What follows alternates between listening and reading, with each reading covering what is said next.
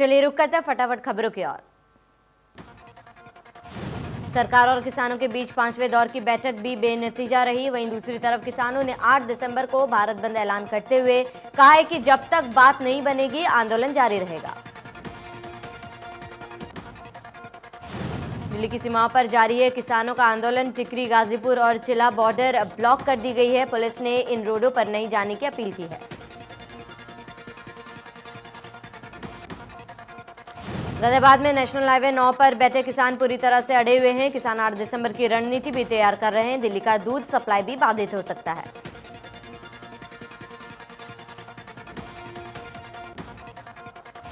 किसानों का प्रदर्शन 11वें दिन भी जारी है। नोएडा दिल्ली बॉर्डर पर आज भी किसान धरने पर बैठे हुए हैं। दिल्ली और नोएडा पुलिस कई बार किसानों से बात करने आई थी। बातचीत फेल होने के बाद किसानों ने दूसरा रूट बंद करने की योजना बना रही है। दिल्ली पुलिस और किसानों के बीच नोकझोंक भी हुई। किसानों ने बैरिकेडिंग तोड़ने की भी कोशिश की। दिल्ली पुलिस ने बॉर्डर पर सुरक्षा बढ़ा दी है।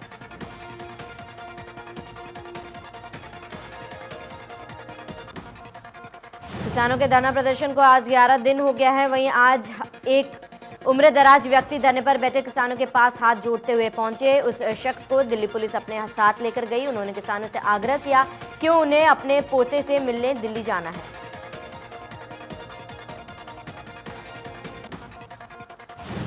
यूपी में जल्द होंगे पंचायत चुनाव। बीजेपी मुख्यालय में पंचायत चुनाव को लेकर हुई बैठक। प्रदेश प्रभारी राधा मोहन सिंह, संगठन मंत्री सुनील बंसल और प्रदेश अध्यक्ष स्वतंत्र देव सिंह रहे मौजूद।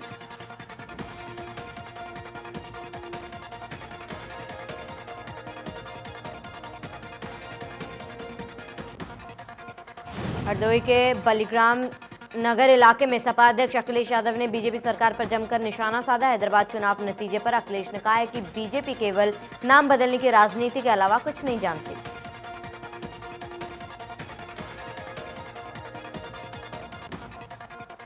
किसानों के मुद्दे पर अखिलेश यादव ने कहा है कि सपा किसानों के साथ शुरुआत से खड़ी है। किसानों ने केंद्र सरकार को दिखा दिया है कि वो इस कानून से खुश नहीं। किसान को सरकार ने पूरी तरह बर्बाद किया।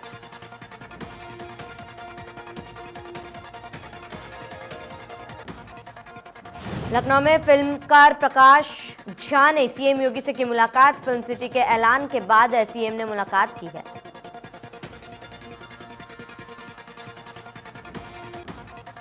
भीमराव अंबेडकर की पुण्यतिथि पर बीएसपी सुप्रीमो मायावती ने ट्वीट कर श्रद्धा सुमन अर्पित किया है। उन्होंने कहा है कि बाबा साहब ने दलितों और अन्य पिछड़ों के जीवन में नई उम्मीद और संभावनाएं के साथ साथ आत्मसम्मान का उल्लख भी जगाया है।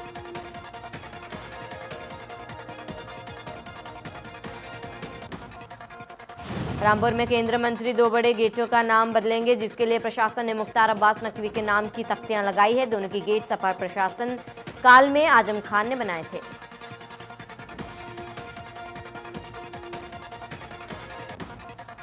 एक गेट का नाम बाबे हयात, दूसरे गेट का नाम बाबे निजात था, जिसका उद्घाटन पूर्व सीएम अखिलेश यादव ने किया था। अब नाम बदलकर केंद्रीय मंत्री करेंगे दोनों गेट का उद्घाटन।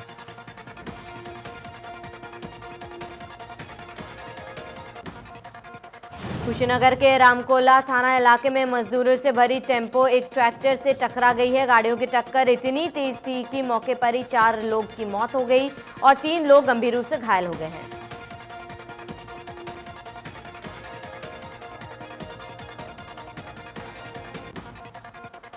शामली में ज्वेलर्स की दुकान पर बाइक सवार 3 बदमाशों ने लूट की वारदात को अंजाम दिया है। जब व्यापारियों ने लूट का विरोध किया तो आरोपी बदमाश हवाई फायरिंग करते हुए फरार हो गए।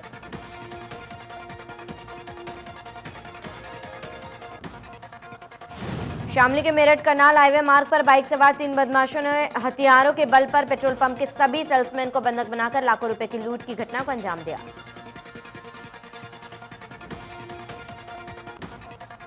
वारदात को अंजाम देने के बाद बदमाश हवाई फायरिंग करते हुए पेट्रोल पंप से फरार हो गए। पूरी वारदात पंप में लगे सीसीटीवी में कैद हुई। घटना की जानकारी मिलते ही एडिशनल एसपी भारी पुलिस फोर्स के साथ मौके पर पहुंचे।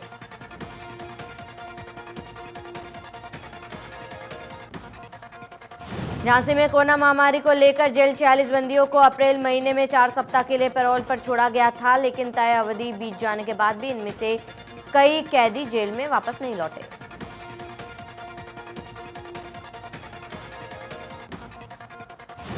जिला कारागार प्रशासन ने पुलिस अधिकारियों को पत्र भेजा है, जिस पर पुलिस ने शिकंजा कसना शुरू कर दिया है और कैदियों की तलाश में पुलिस जुट गई है।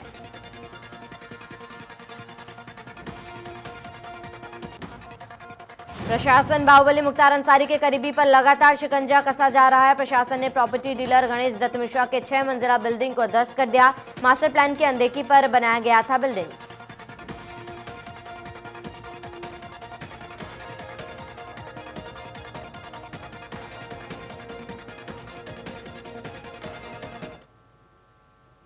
तो चलिए आपको सीधे ले चलते सीएम योगी के संबोधन में।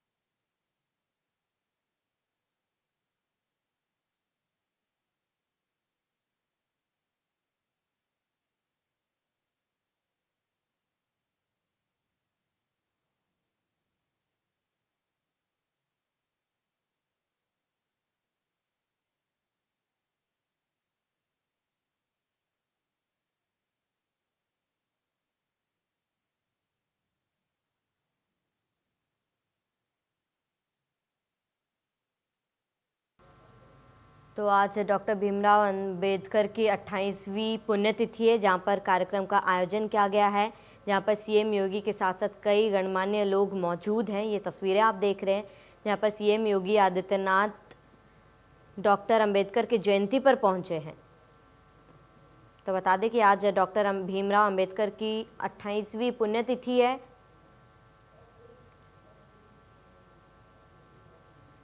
तो ये लाइव तस्वीरें दिखा रहे हैं जहाँ पर कार्यक्रम का आयोजन किया गया है। सीएम योगी के साथ साथ कई गणमान्य लोग, अधिकारी मौजूद हैं।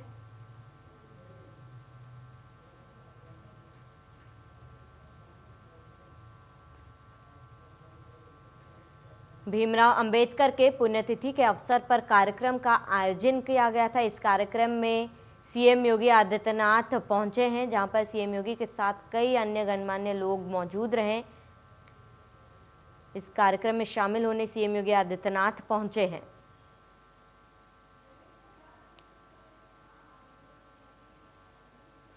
तो विशेष श्रद्धांजलि सभा का आयोजन किया गया है। भीमराव अंबेडकर की पुण्यतिथि के अवसर पर यह कार्यक्रम का आयोजन किया गया, जहां पर भीमराव अंबेडकर को श्रद्धांजलि अर्पित की जाएगी। इस सभा में सीएम योगी आदित्यनाथ पहुंचे हैं। सीएम योगी के साथ कई अन्य गणमान्य लोग, अधिकारी भी इस कार्यक्रम में शामिल होने पहुंचे हैं। तो ये सीधी तस्वीरें हम आपको दिखा रहे हैं, जहां पर सीएम योगी आदित्यनाथ भीमराव अंबेडकर के पुण्यतिथि के अवसर पर एक कार्यक्रम का आयोजन किया गया है, जहां पर सीएम योगी पहुंचे हैं उन्हें श्रद्धांजलि अर्पित करने। विशेष श्रद्धांजलि सभा का आयोजन किया गया है। इस देश ने ही नहीं तो पूरे विश्व ने देखा है। और आज जिस स्थिति में उत्तर प्रदेश है, ये सिद्धे महाराज जी की जो तपस्या है उसका तो परिणाम हम सबके सामने है।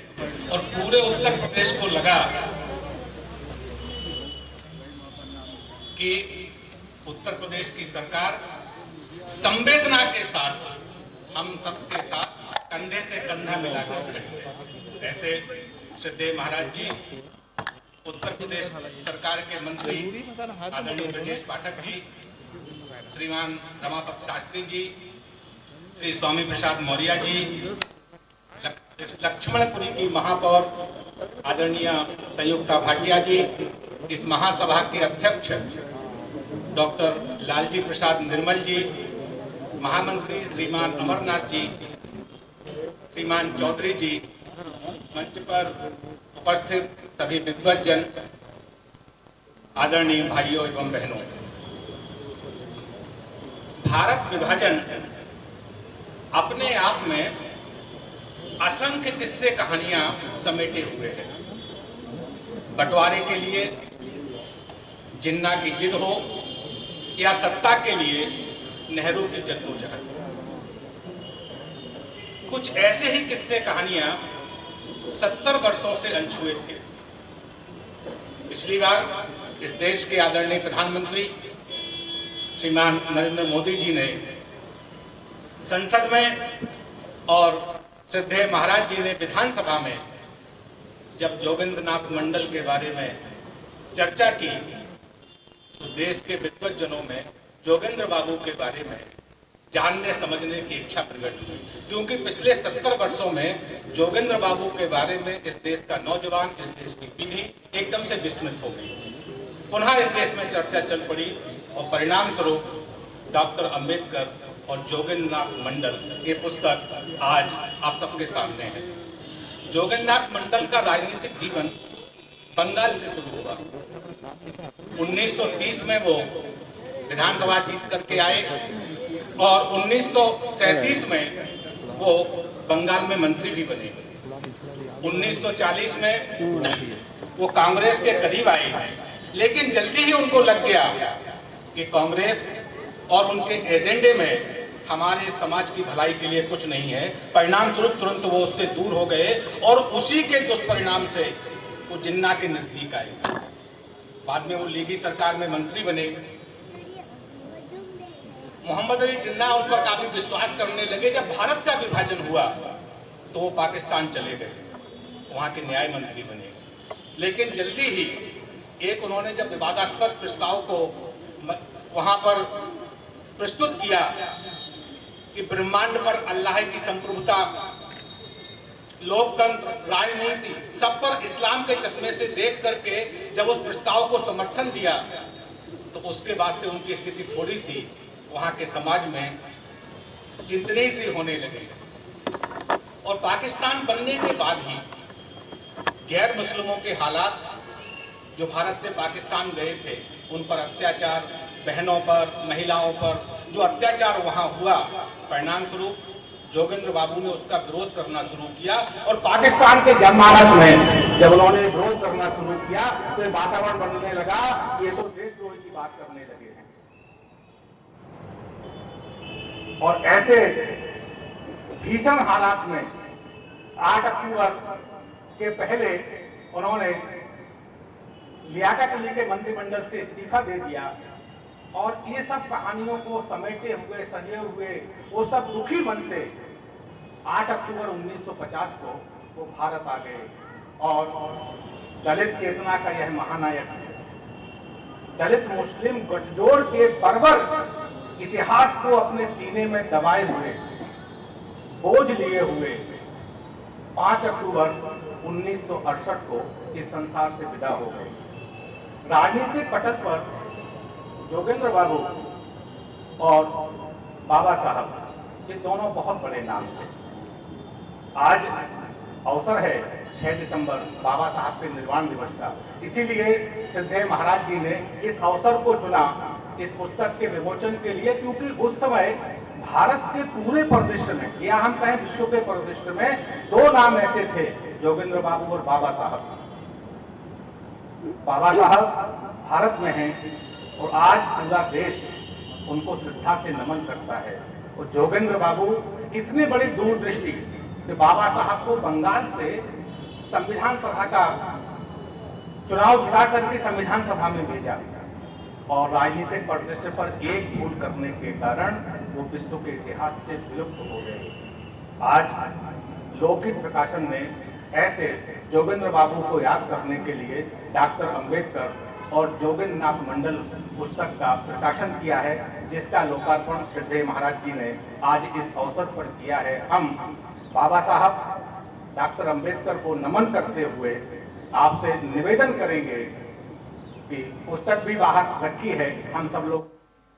वहीं इस बीच मेरठ से बड़ी खबर सामने आ रही है। मेरठ से बड़ी और अहम जानकारी से आपको रूबरू करा दे, जहां पर सराफा कारोबारी से 20 लाख की लूट की घटना सामने आई है। तो बड़ी खबर, बाइक सवार बदमाशों ने लूट की वारदात को अंजाम दिया है।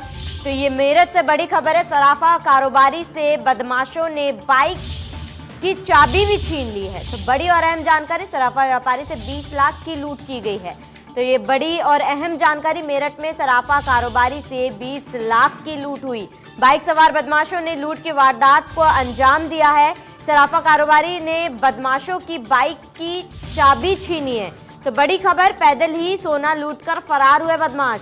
तो मेरठ से ये बड़ी और अहम जानकारी, बदमाशों की तलाश में पुलिस जुटी हुई है। तो 20 लाख की चोरी कर सराफा व्यापारी से बदमाश फरार हो गए। हालांकि इस बीच में सराफा व्यापारी ने चोरों की बाइक की चाबी छीन ली, लेकिन बाइक सवार बदमाशों ने इस लूट की वारदात को अंजाम दिया था, जहां पर सराफा व्यापारी ने बदमाशों की बाइक की चाबी छीनी थी। हालांकि चोर पैदल ही सोना लूटकर फरार हो गए।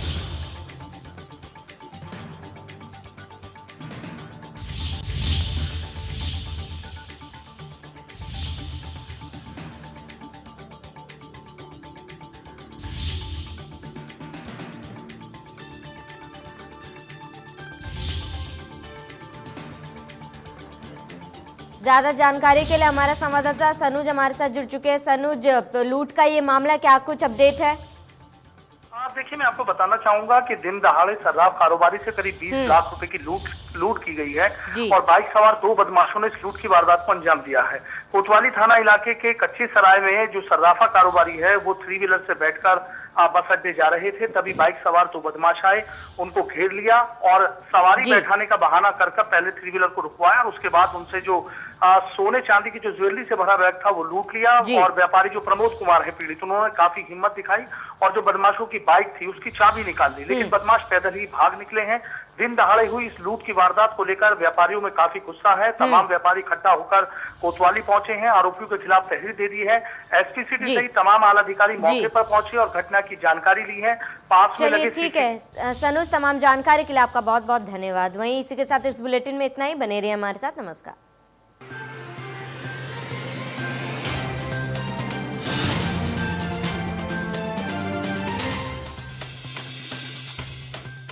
मुल्तानी कोका, कफ सिरप, तुलसी, वसा, यस्ती मधु, पिपली के गुणों से भरपूर, जो खांसी पर करे तुरंत असर, ताकि बदलते मौसम के साथ आप न बदलें।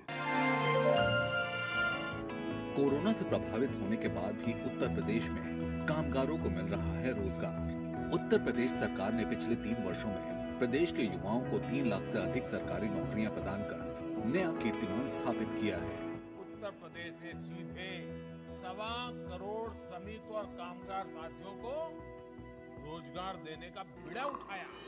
उत्तर प्रदेश सरकार ने कोरोना महामारी के कारण अपनी नौकरियां खो चुके कामगारों को दोबारा रोजगार प्रदान करने के लिए उत्तर प्रदेश मिशन रोजगार 2020 की शुरुआत की है, जिसके अंतर्गत सरकार नवंबर 2020 से मार्च 2021 तक प्रदेश के 50 लाख शिक्षित बेरोजगारों को रोजगार प्रदान करने के लिए संकल्पबद्ध रूप से कार्यरत है। मेरा ये मानना है कि विकास की इन परियोजनाओं के आगे बढ़ने के साथ ही रोजगार के सृजन की संभावनाएं बढ़ेंगी और विकास तीव्र गति से होते हुए दिखाई देगा। लोग स्थानीय स्तर पर कार्य लोगों को मिलेगा तो पलायन नहीं होगा। उत्तर प्रदेश सरकार ने आज नीतिबद्ध तरीकों से कार्य कर प्रदेश के युवाओं को न सिर्फ रोजगार के नए अवसर प्रदान किए हैं, बल्कि आत्मनिर्भर उत्तर प्रदेश कार्यक्रम के तहत प्रदेश भर में 1.25 करोड़ लोगों को आत्मनिर्भर बनाकर उन्हें भी रोजगार दिया है। साथ ही सरकार ने आज 60 लाख से अधिक कामगारों का जॉब कार्ड बनवाकर उनके जीवन यापन को भी सरल बनाया है। दृढ़ संकल्प से कार्यरत उत्तर प्रदेश सरकार प्रदेश भर में आज रोजगार की है बहार।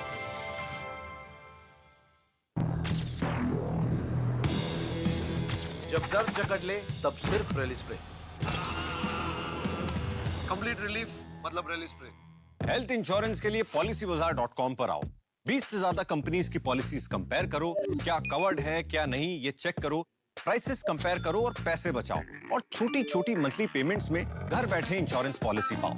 policybazaar.com। सब कुछ आजमाया और तब मैंने माना कि सिर्फ सच्ची सहेली ही है महिलाओं के उन मुश्किल दिनों की हर समस्या, जैसे कठिन दर्द, अनियमितता, खून की कमी, थकान व कमजोरी जैसी सभी प्रॉब्लम्स के लिए नंबर 1 औषधि एवं टॉनिक। टर्म लाइफ इंश्योरेंस के लिए policybazaar.com पे आओ, 15 से ज्यादा कंपनीज की पॉलिसी कंपेयर करो, क्या क्या कवर्ड है चेक करो, प्राइस कंपेयर करके पैसे बचाओ और छोटी छोटी मंथली पेमेंट्स में घर बैठे इंश्योरेंस पॉलिसी पाओ।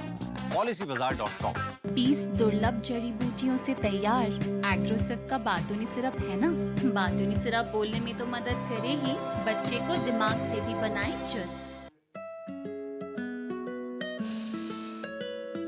दाल से लेके चीनी तक सब कुछ खाना है तो वीको दालचीनी पेस्ट से ब्रश करो और खाओ वीको वज्रदंती अब दालचीनी फ्लेवर में। वीको Vajradanti.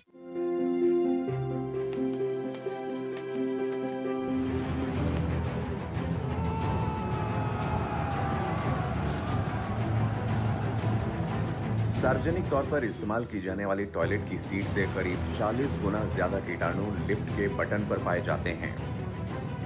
True shield hand sanitiser न केवल कोरोना वायरस से बचाता है, बल्कि हाथों में छिपे जर्म्स का 99.9% जड़ से सफाया करता है।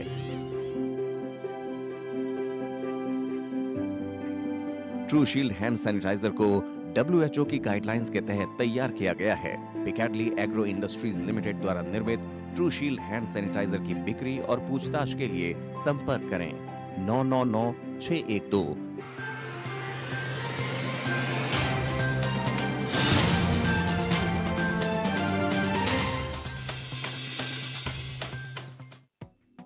बड़ी खबर के प्रस्तुत करता है doctor ortho Ayurvedic oil and capsule, जोड़ों के दर्द की बेजोड़ दवा। बाबरी विध्वंस के 28वीं बरसी आज अयोध्या में धारा 144 के साथ सख्त हुआ सुरक्षा घेरा। राम जन्मभूमि जाने वाले सभी रास्ते सील।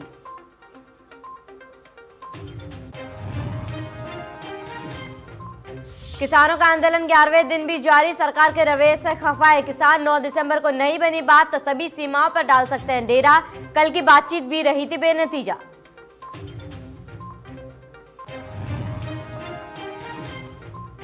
हरदोई में पूर्व सीएम अखिलेश यादव ने बीजेपी पर साधा निशाना। कहा किसान नौजवान सभी के साथ धोखा कर रही सरकार। विधानसभा चुनाव में छोटे दलों से ही किया जाएगा गठबंधन।